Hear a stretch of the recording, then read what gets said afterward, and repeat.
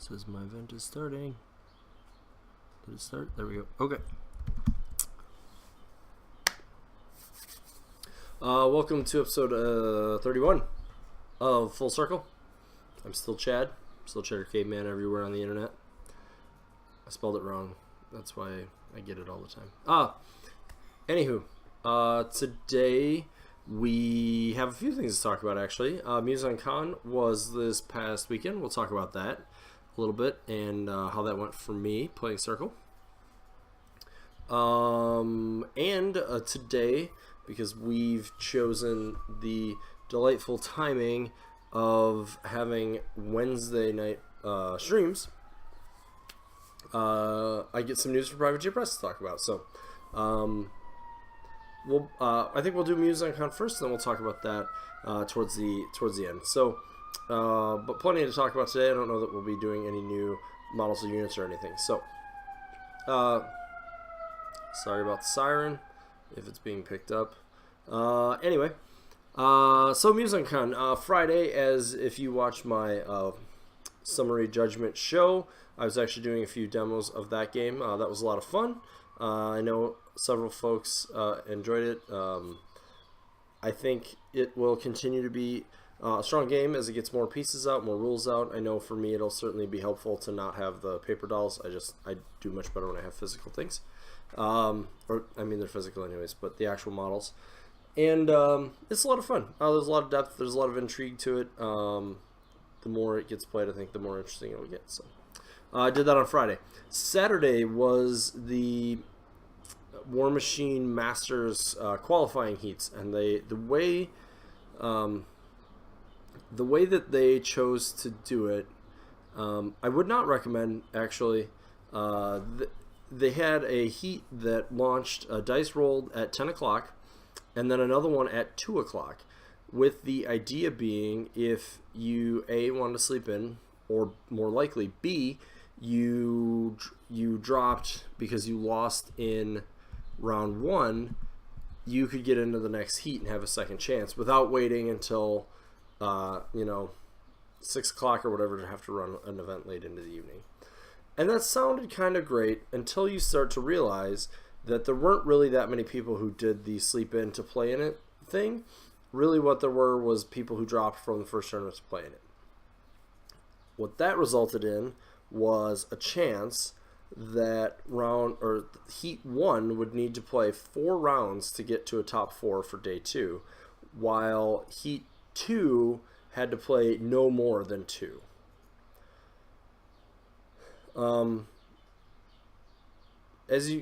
Which basically puts anybody who opted into Heat 1 really at a big disadvantage. I mean, you had to win 4 rounds in a row. After you won 2, you didn't have a chance to get into the second, and for some people even just 1, didn't have a chance to get into that second tournament. With all respect to people who are in the second tournament, they're all fine players, but if you look at statistically, the players who were entering it were worse than the players in the first heat because they didn't win round 1 or 2 unless they were one of the sleeper inners. But like I said, there's only a couple of those. So, it worked okay. If you're a aspiring tournament organizer, or just looking at it, I would say learn from this. If you're going to do multiple heats, they either need to fire concurrently, or they need to fire so that anybody who played in Heat 1 can also choose to play in Heat 2. Just something that I learned from this, so I'll be keeping that in mind. However, I played in Heat 1. I did not play in Heat 2, so spoiler alert there. Round 1, real quick, I think I talked about this last week, but I did indeed go with my Kruger 1 list, hashtag Kruger Hill, which was the double Tharn Ravagers, double Tharn Shaman, single White Mane, double Bloodweavers, double Bloodweaver Solo, Getterix, Gorex, Kruger 1. And I paired that with the Kaya list I've been playing, Getterix, Feral, Loki, Pureblood, Wild Argus, Shifting Stones, 2 Sentry Stones, and a Druid Wilder. So, round 1, and I apologize, I don't have all of my players' names in front of me at the moment, so if I don't remember your name, please don't be offended. But every one of the opponents I had at this tournament was fantastic, so that was really good. Win or lose, I much rather to try to be a good opponent and also try to have good opponents. So, I mean, I can't really do anything to have a good opponent, but it's great if they are. So round 1, I get paired up against a Trollbloods player, and he's brought Doomshaper 2 with Mountain King and some other beasts and Fenblades, and I think a Grim list? I'm really blanking on the other list. He obviously played Doomshaper 2. The other list also was very beast heavy, had a Mountain King and Fenblades and some other heavies. So the lists were pretty similar. Looking at it, Trolls actually is a good place to play Kruger because I have a massive amount of troop removal, Grievous Wounds, and I have some indirect ways of killing the Creel Stone, which helps prevent a few things. Self-sacrifice, for example, doesn't work if it's not an attack. So if you can kill him with your feet as Kruger or an Electro Leap, you're in good shape. So, but that said, he had really just one unit of Fenblades in either list for the most part, and beasts. And Kruger 1 is not that great into cracking an Armor 21 Mountain King, as you may imagine. The scenario was... Which one was this? Was this Incursion? Sorry. Terrible memory. I believe the scenario was Incursion. So, this table was set up pretty close to what you'll see with a Steamroller 2017. There's a forest in the middle, so that was good for me. I won the die roll, also good for me. He doesn't really have any guns, so I don't need Shadow Pack. I do cast it on turn 1 anyways, because I need the Fury, but I could have just dropped 3 Fury probably too. Anyways, pretty standard Force Evolution on Loki. Run up, get into good positions. On turn 2, I'm looking. He's actually put his Trollblood Axer in what is probably too far forward of a location, and so I go ahead and hook him in with Loki. Getorix finishes him off. Loki kind of had some bad dice after the throw. I use the Mannequins and the Pureblood to spray away some of his Fenblades, getting most of them actually. So that, I'm trying to think, did he have another beast I'm forgetting? Anyway, so that's pretty much what happens there. I don't feel that I need defeat at this time, but what I do see is that I don't need to cast anything either, but I figure it's worth putting Laris in a compromising position if I can muzzle his Mountain King, because that will pretty much assure me that I'm going to get, I'm going to be able to piecemeal his army out. So what I do is I run Laris up into a forest. I do exactly what I just said.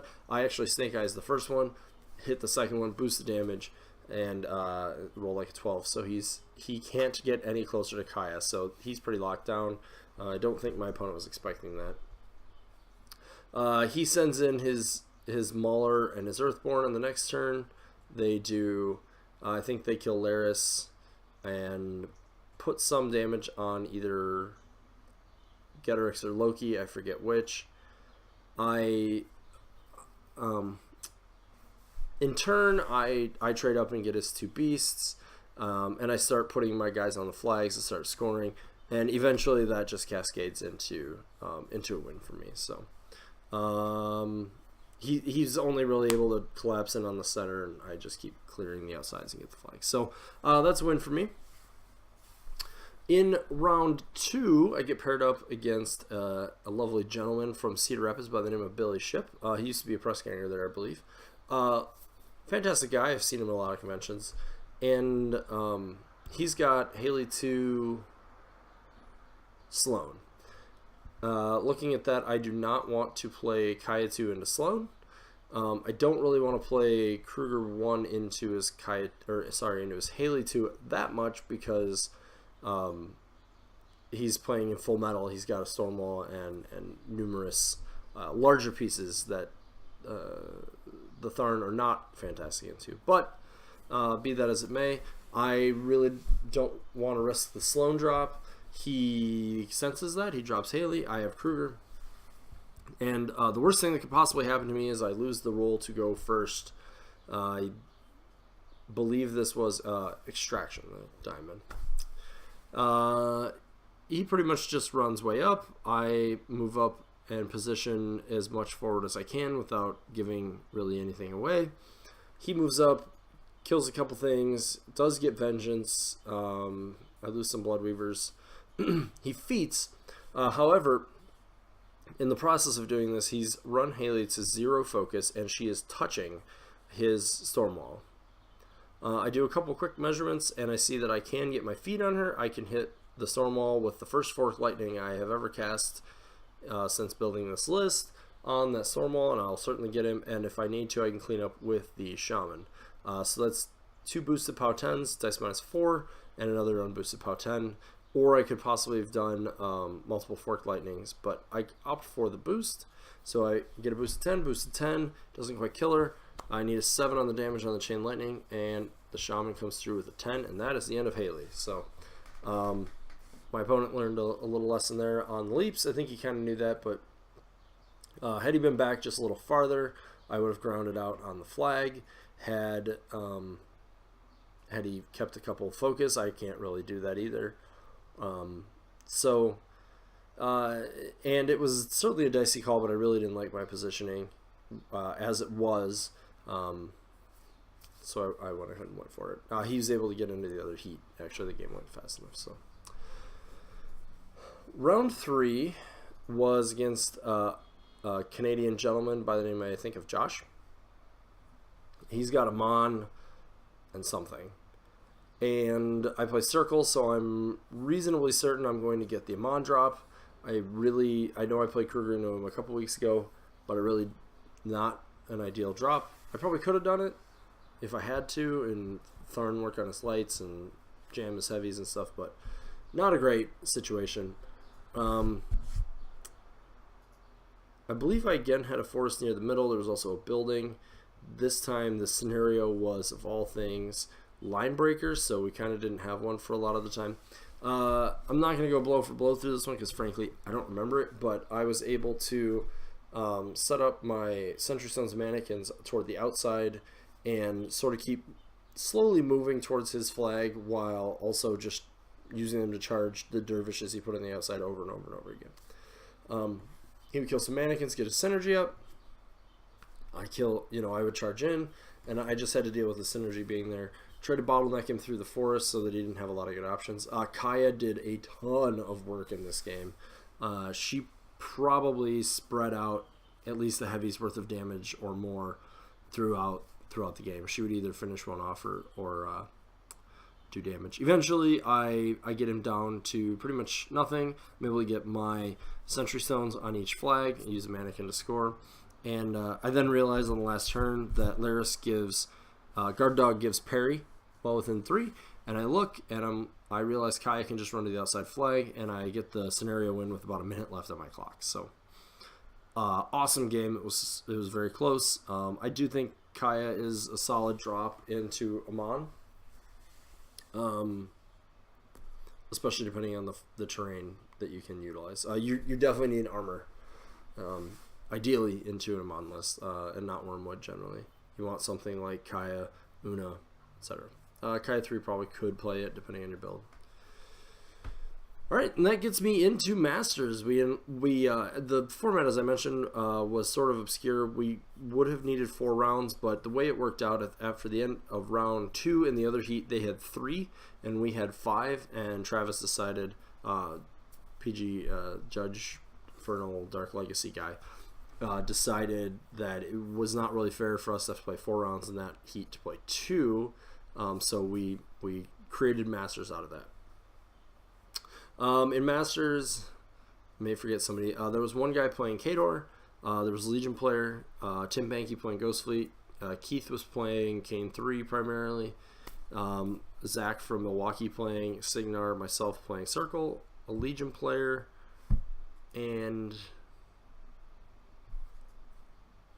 I don't know what the other list was. Whoever the Legion player played in round 1. Apologies. So this is on Sunday. I get up.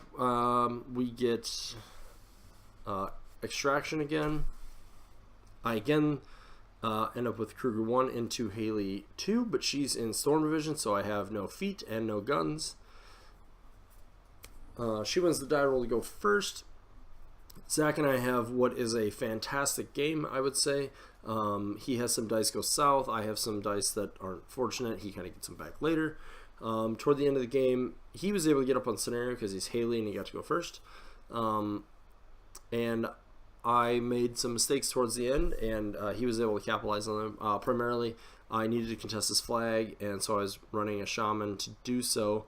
In hindsight, I should have just stepped it into melee with his Gobber Mechanic so that I was contesting that flag, and then stood there. As it was, I thought I'd be safe from the free strike. I was not. He hit his Mat 3 attack. His Mat 3 POW 7 was able to do the final point of damage. And knocked him down. He did tough. So managed to do that. I positioned Getorix needed to kill the Storm Strider, but I positioned him intentionally so he would bump back into Thorn, who was up on my objective. But I could have turned him such that when I did so, if I had extra fury, I could have bought a couple attacks on Thorn. I did not, and that couple damage certainly made a big difference. Kruger didn't do a lot with his attacks into Thorn either, and then the Gorax, I totally blanked on dodge and didn't boost, even though I only needed a 6 with a Primal Gorax. I didn't boost the hit. He dodges out of the Gorax melee range, and then he's able to use Haley to gun down my Knockdown Ravager, and he's able to kill the objective, and he wins. So definitely a great game. I'm kind of kicking myself about that. I was very frustrated at the time about forgetting dodge on Thorn. It was just low clock. Zach was absolutely a great opponent. He had some dice go south, and he stayed in it. I'd take nothing away from him. If I'd had the Thorn, I'd have done the same thing naturally. It was a bit frustrating, and Thorn is probably still a bit too good. Haley's certainly too good. So, but that's okay. He played a great game. He deserved to move on. And that was it for Masters for me. The way it turned out, Fiona was able to beat Kane 3 in the next round. Tim Banky was able to beat Zach with Ghost Fleet into Haley with a pretty close assassination. If he hadn't gotten it, Zach would have certainly won. And then Banky went on to have Ghost Fleet beat Legion. So I didn't watch that match. I was on the road. Congratulations to Tim Banky for winning every War Machine tournament that they ran. Played a lot of Ghost Fleet and worked out. We will maybe have an episode talking about Ghost Fleet and counters, and we may just do a bunch of meta counters coming up. So yeah, that's battle reports. I know some people love them, some people hate them, but there they are. Some takeaways for me is I like my lists. I think they did well. What I don't really love about them is the list chicken aspect. There's sort of a situation where I get, if Kruger's dropped and they go for their armor answer, I could be in trouble, and vice versa. So that's something I'm going to be investigating in the weeks coming forward. I really do like the Devourer Sos build with the full, all of the dudes. I think getting those corpse tokens on the Death Wolves is massive. They've done work in every game.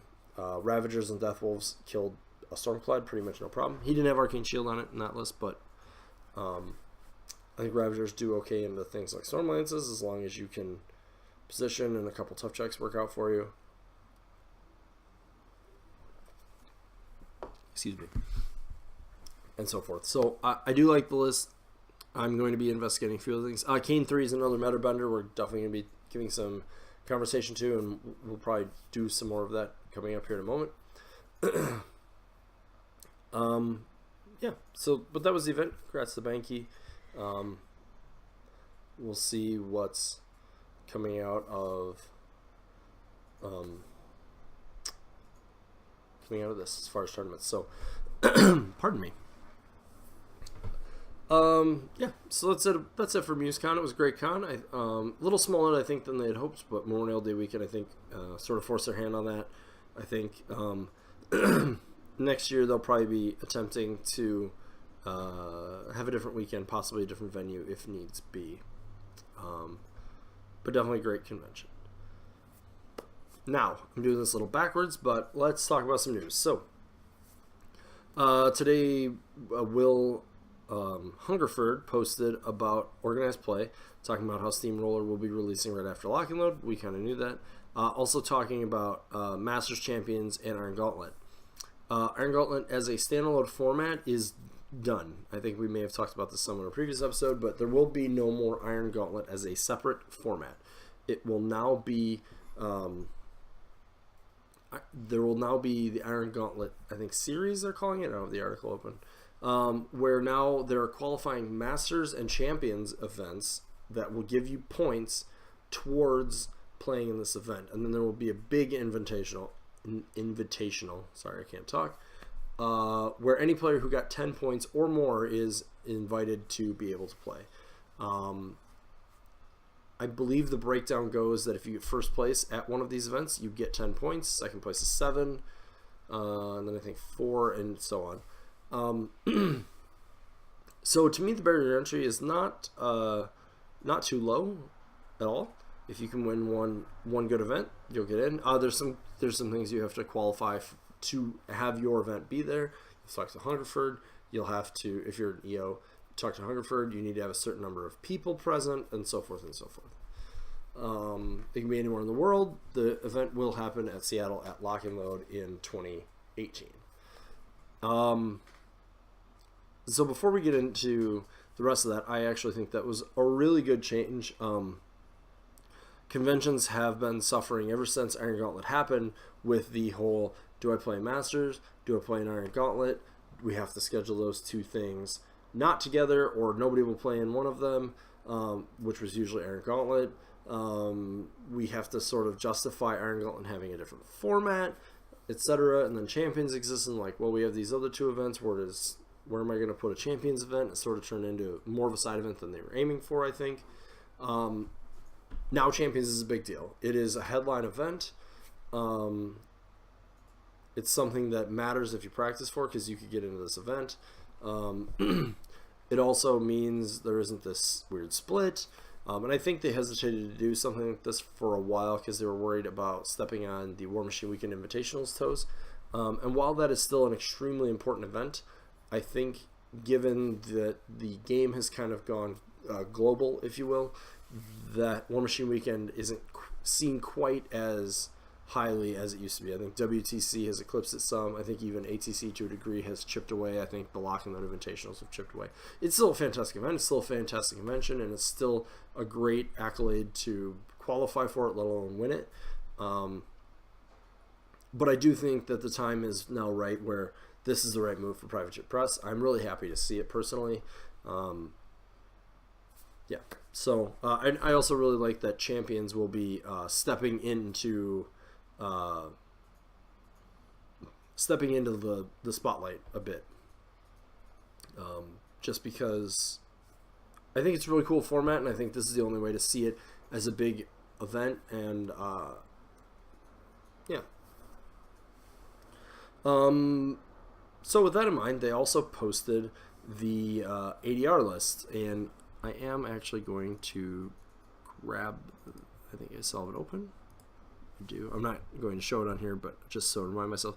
So they showed the new ADR. The new ADR will go live actually on July 17th, not July 1st like it previously has, because that's the day after Lock and Load, basically. So just to go through, we're going to focus on circles. So the first thing we're going to do is talk about which one circle gets. So this time around, returning to ADR, and I suspect staying on it, it looks like they want to keep the battle box casters in here so that somebody who's new has an easy way to play. But we get Tanith the Feral Song, Kaya the Wildheart, that's Kaya 3, Morvana the Autumn Blade, who is Morvana 1, and Bradagus Thorol the Rune Carver. Initially, So I have some concerns with this. We'll come back around. I think people's initial thing is they're like, well, we're going to play Kaya and Tanith. I don't think that. I think people might do that. I don't think that is going to be an ideal pairing, and I'll get to why here in a moment. It might be. I could be mistaken, but we'll talk in a moment why I think that could be problematic.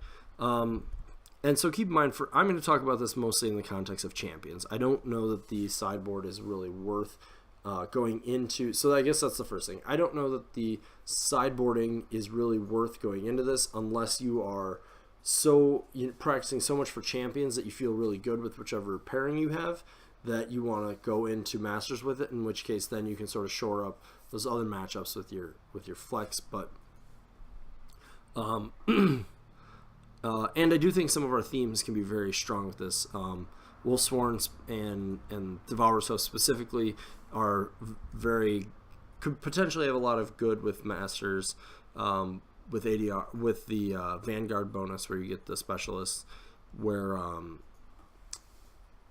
because you can take like my Kruger 1 list, take a variant of that with one of these, where now you can swap you can swap beasts in to have armor cracking if you have that list chicken problem that I was sort of describing. But be that as it may, we're going to kind of go through real quick and talk about sort of some of the reasons why I think we could have some problems. So right off the bat, I'm just going through this in faction order. So right off the bat, we have Signar, who gets Maddox, Kane 3, Darius, and Striker 3.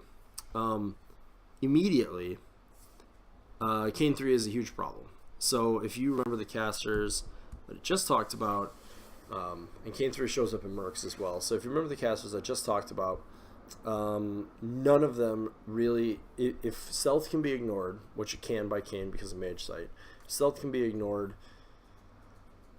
We don't really have, none of those casters at present, or none of those Warlocks at present, really can mitigate ranged attacks. Fog of Wars is nice on Kaya. Obviously Tanith has Prowl, which is strong for getting stealth, and Loki can get stealth with her. Wolds that you would bring with Radagast are pretty strong, but he himself, he can't really bring shield guards like he used to because the cheapest they are 17 points with him. That's the matchup that's looking pretty ugly. Morvana 1 has Sackpawn, which is probably going to start being has a likelihood to start being really the caster we might need to look at here. I know a lot of people are very much not up on her, and I don't yet know how I want to go about building her, but she's the only Warlock of those four who has a chance of surviving that assassination, in my opinion. We'll have to see. I'm gonna maybe come back around and give that some thought, but I think Sackpawn, I think she has an armor buff, and she does have the ability to bring models back potentially as well. I don't love it, but I do think she might be the place we need to look. I may be trying her with some Devourer's Host. I may try her out of Devourer's Host as well. She does have some other strengths. I mean, she should be similar in power to Kruger in the infantry game, but as far as the rest goes, I'm not loving her game into Kane. So, or sorry, I'm not loving Circle's game into Kane. I'm maybe thinking she can play it. Striker 3 can crack a lot of armor as well, so I think something to be wary of is him and his cavalry actually do hit very hard. I think he's fine. I think Maddox hits pretty hard too. So they've got a melee and a ranged sort of situation to be concerned with. So I think Signar is going to be a big problem for us. That brings us into Protectorate, the Malachus, Fjord 3, Krios 1, and Testament, who's Hieroclaimer 2. A lot of strong recursion with Testament, so RFP is going to be strong there. Krios 1 is always bananas good. We do have ways of dealing with him. I think he makes a Kaya 3 list a little concerning. She can't really prevent knockdown in any way. And that's going to be awkward when she's trying to play the defensive game. I don't know much on Fior 3 or Malachus. They both seem just fine. Krios is a big concern. I think that's a really powerful caster for them to have access to. I'm sort of surprised to see it here given some of the other options we see. So, moving on. Out of Khador, another of our perpetual problem children, we have Kozlov, we have Strakov 2, we have what I believe is Zerkova 1, Holding Commander, I believe is 1, and Supreme Count on a Rusk 2. I have no idea why a Rusk 2 is on this list, but there he is. I will say one of the things that this promotes in Khador is more of their balanced list. I don't think Zerkova's bringing a bunch of Warjacks. They could with any of them. I don't think Kozlov's bringing a pile of Warjacks. I don't think Strakov's doing that. I don't think a Rusk is doing that either. So that actually ends up being better for us because it does mean we can play something like Devourer's Host, like Wild Hunt, or those style of lists. The Kruger, I can't play Kruger, but Tanith tends to be pretty good into that type of Khador. So we may be looking at her, and so forth. So I think this is probably fine. I'm a little surprised to see a Rusk 2 on there since he's been decently strong tournament list for them in the first half of Mark 3, in the first half of last year. We haven't seen as much of him as of late, but kind of surprised to see him here. That's all right. Going to Crix. Crix, who were on the biggest comeback of Mark III, kind of right around the schedule I thought. I thought it would take about a year. And the Ghost Fleet theme has certainly made its appearance known. I think they actually have a good lineup here, but I don't know that any in specific jumps out. So they have Agathea, Morton Eber 2, Gorshade 1, and Asphyxius 3. I think I don't really know how I would play Morton Ebra. None of these jump out to me as like strong Ghost Fleet casters, but I think any of them could play it. Asphyxius 3 maybe being the best. The Bane theme will be out then. I think Gorshade or Agathea could play that.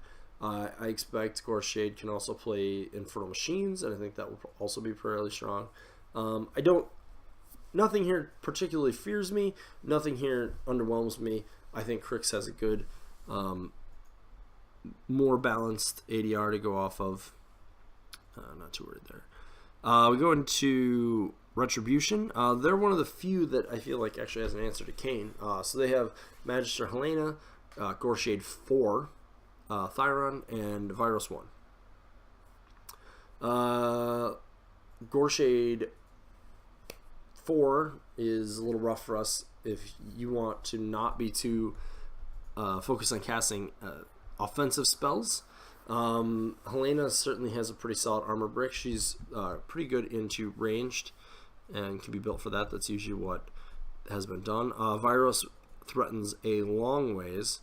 I think he has Inviolable Resolve as well, so he does have a little bit of tankiness. Thyron is also interesting. They're also getting themes. I have not really been able to think about, how best they'll work.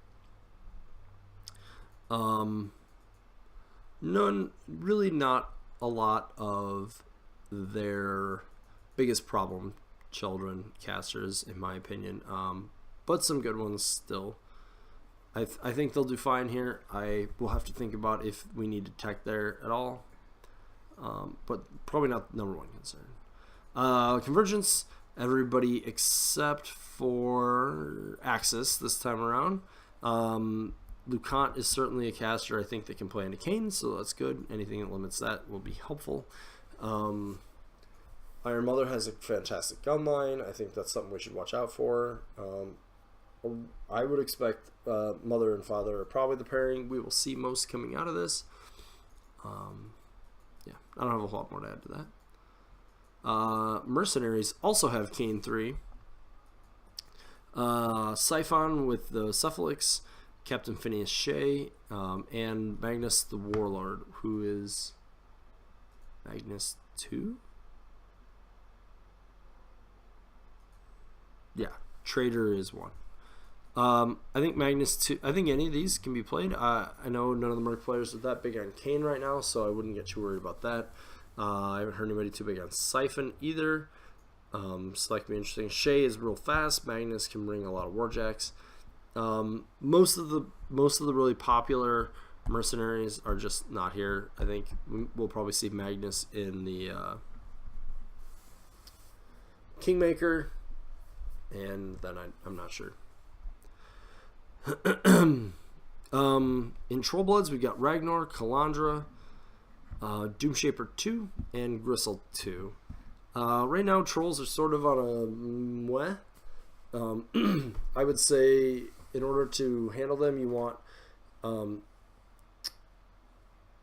if you're for Kalandra, you want to be accurate.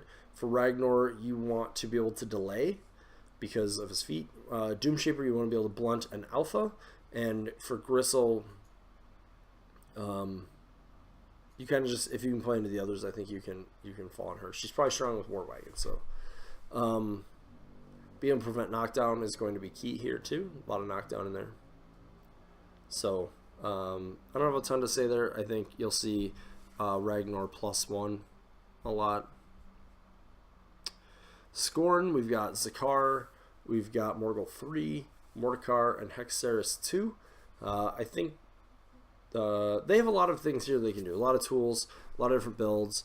Nothing here in particular should jump out as terrifying. Nothing here should be unplayable. Nothing here should be terrible for them either. I'm not particularly frightened of any of these. None of these are their big War Beast spam casters, in my opinion. And so that's good because it means it should be better. The list chicken should be better off for us. In Legion, we've got Krissa, Callus 2, Lilith 2, and Absalonia 1. Krissa's seeing some play from JVM, so we might be seeing that. Callus has long threat ranges, and we don't have a ton of good ways to blunt that. Lilith's going to try to shoot us. Absalonia probably long threat ranges. Not sure what we'll see played here. We'll just have to watch what Jake does. We have Grimkin. I'm not even going to really talk about these, but the 4 that are coming out are on here. We have no idea of the meta of how that's going to evolve. And Minions is Malek, Jaga Jaga, Helga, and Midas. And again, not the casters they're really seeing. There's no Rask on there, who's still their bread and butter. They probably have some game, but Minions is still pretty low in the tournament representation. So that's ADR. As you heard going through the Recircle, I think we probably will still need some decently well-rounded lists. I think we need some answer to some of these ranged armies. It seems like to me that we're going to probably need to take a look at Morvana 1, because I think she's the only one of the list safe to some of the big range assassinations. Chief amongst them being Kane. Our armor buff spell is also helpful. +2 armor, can't no, and she's able to heal.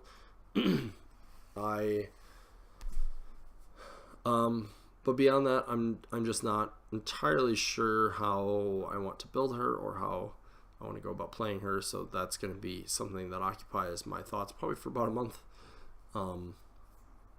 Tanith and Kaya 3 both seem like they can play some armor cracking style lists. A lot of different ways. Obviously, Kaya will do it with Beast. Tanith can do it a lot of different ways. So, something we can look at there. Bradigus, I think, is okay here too. You're going to want to build him in the Wold theme with a bit of a spell/gunline, I think, if you're going to go that way. And then you're really going to have to see what his weaknesses are and who's going to deal best with them. I'm sort of concerned that the spot he would occupy is the one that you need Morvana for. and he just doesn't have the tools at the moment to deal with those with the range assassination. Frankly, even being said, he's probably the fact that he can bring a lot of stuff that can't be knocked down is really good into Krios, though some of it is Animus. But like Woldreads can't be knocked down, Megalith can't be knocked down, Woldrath, which you might play with him, can't be knocked down. Guardians can't be knocked down. He can't be knocked down. So that's pretty big. But you can do some similar things to that with a few other casters as well. So you also might be able to just be back far enough that it's your army. Gnarlhorns become interesting. Tharn become really interesting if you can keep your Shaman alive. Yeah.